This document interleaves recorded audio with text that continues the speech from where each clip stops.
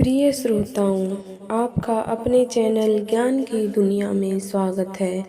ज्ञान की दुनिया में आपको हर रोज नई नई जानकारी, पौराणिक कथाएं और आध्यात्मिक ज्ञान मिलता रहेगा। जय श्री कृष्ण दोस्तों। वीडियो में आगे बढ़ने से पहले आप हमारे चैनल को सब्सक्राइब करें और बेल आइकन को जरूर दबाएं। आज इस वीडियो के माध्यम से जानेंगे, क्या हमारा भाग्य पहले से ही निर्धारित होता है या फिर केवल मनुष्य के भाग्य में पहले से ही सब कुछ निर्धारित कर दिया जाता है। क्या भाग्य का लिखा कभी नहीं मिटता या फिर जो भाग्य में लिखा होता है वही होकर रहता है। इस तरह के प्रश्न आपके मन में भी कभी न कभी जरूर आए होंगे। अगर शास्त्रों के अनुसार देखा जाए तो भाग्य का लिखा हुआ कभी नहीं मिटता, वह होकर ही रहता है। इस बात का उल्लेख श्रीमद् भागवत गीता में भी मिलता है।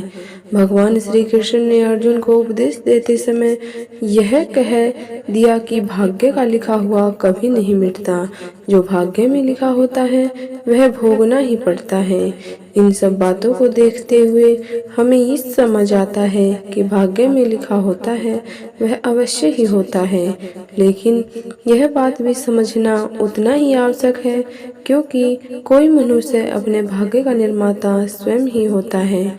क्योंकि आप जिस तरह कर्म करते हैं, आपका भाग्य भी अगले जन्म में उसी प्रकार का हो जाता है। इसी तरह पिछले जन्म में आपने जो कार्य किए उसी के अनुसार से वर्तमान में आपका भाग्य बना हुआ है। इसलिए हमें सदैव अच्छे कर्म करने का प्रयास करना चाहिए, क्योंकि अच्छे कर्म करने से भाग्य भी अच्छा बनता है।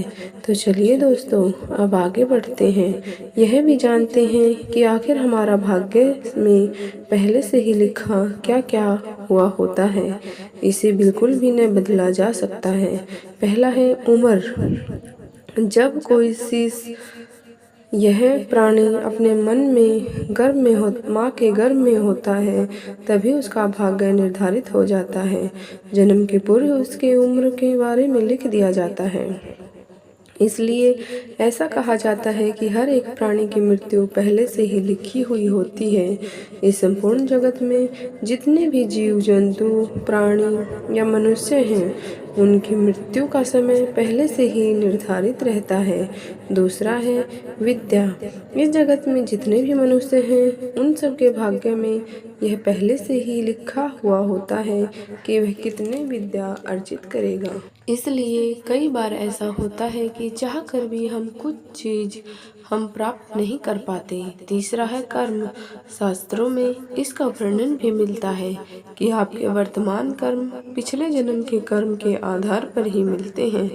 इसलिए जो मनुष्य अपने कर्मों के हिसाब से ही सुख और दुख होता है, कहा जाता है कि भाग्य से ज्यादा और समय से पहले किसी को कुछ भी प्राप्त नहीं होता है।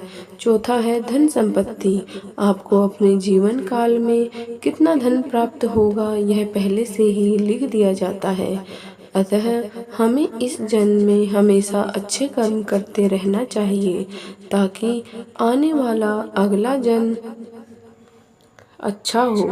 क्योंकि इस जन्म में जो भी संकट, यह गरीबी देखने में मिल रहा है, वह पिछले जन्म के कर्मों का फल है। वर्तमान समय में जिन लोगों को आप धनवान के रूप में देखते हैं, उन्होंने पिछले जन्म में अच्छे कर्म किए हैं, जिसके कारण वह वर्तमान में धनी व सुखी हैं। शास्त्रों के अनुसार ये पहले से ही लिख दिया जाता है कि आपका विवाह कब और किसके साथ होगा। इसलिए अपने पति या पत्नी से प्रेम करें, चाहे वह कैसा भी हो, सुंदर हो या कुरूप हो, क्योंकि वह आपका जीवन साथी है। प्रेम से बोलिए जय श्री राम, जय बजरंगबली, जय श्री कृष्ण। ऐसे ही रोचक और आध्यात्मिक वीडियो के लिए चैनल को सब्सक्राइब कर लें।